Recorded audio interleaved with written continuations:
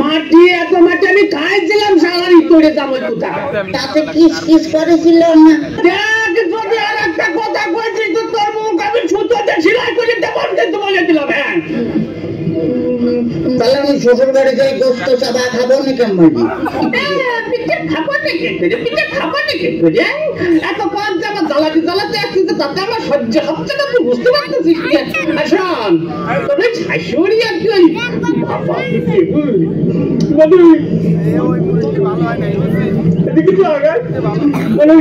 বাবা শ্বশুর বাজার কি বিয়ে করেছেন দেখ তো কথা বিয়ে করেছে কিনা বিয়ে না করে তোরটা আসলো করবি আমি তোরে কত টাকা আপনার কোনো ছেলে পেলে হয়নি শ্বশুর বাজার কপাল আমার কপাল আমার জামাই কয় আমার ছেলে পেলে হয়েছে কিনা তো দেখি আমি কম দেখি যাই তোর মাঝিয়ে হাত পা গুঁড়ো করে দেবো কিন্তু একেবারে দেখেছিস তাহলে আমি শ্বশুর বাড়ি যাই গোস্ত চাবা খাবো নাকি গোস্ত চাবা খাবা নাকি করে এই যে অবস্থা করতেছ তাতে তাতে তুই বুঝতে পারছিস না যে গোস্ত খাবা নাকি করে তোর সাথে বিয়ে দিয়ে আমি ছাই খাইছি ছাই খাতে গেলেন কে আমার কাছে কলেই তো 10 কেজি চাল পাঠা দিতাম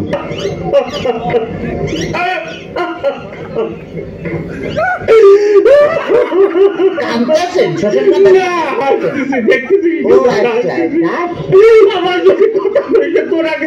তোরা আমি একেবারে সাথে বাইরে দাঁত ভেঙে বেলা তোর একেবারে দেখছে না ওই তাহলে তো বললাম আমি তো দাঁত ফেলা দিলে আমি গোস্ত চাবা খাবো না কেমন লাগে তো দোহাই লাগে আর দোকান করছে তোর দিকে রাতে ধরেছি তোর দিকে পায়ে ধরেছি কথা কইলাম শোন ঘটনা হচ্ছে কি যদি করিস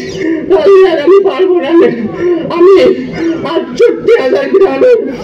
মেয়ের বাধ্য বলবো মেয়ের বাপরা তুমি আমার মতো এইরকম হারামজাদা সওয়ালের সাথে বিয়ে দিয়ে না মেয়ে বিয়ে দেওয়ার আগে বাজে থাকবে সেই মেয়ের জামাই ভাত কাপড় দিতে পারে কিনা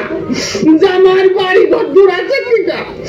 জামাই ঠিক মতো মেয়ের পাশে মানাই কিনা তারপরেই তোমরা মেয়েকে বিয়ে দিও শ্বশুর ফাদার আপনি কি যাত্রায় অভিনয় করতেছেন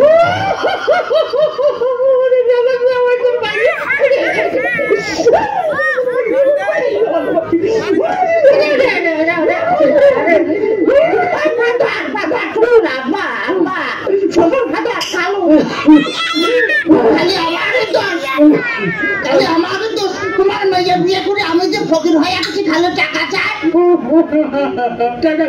খালি টাকা চাই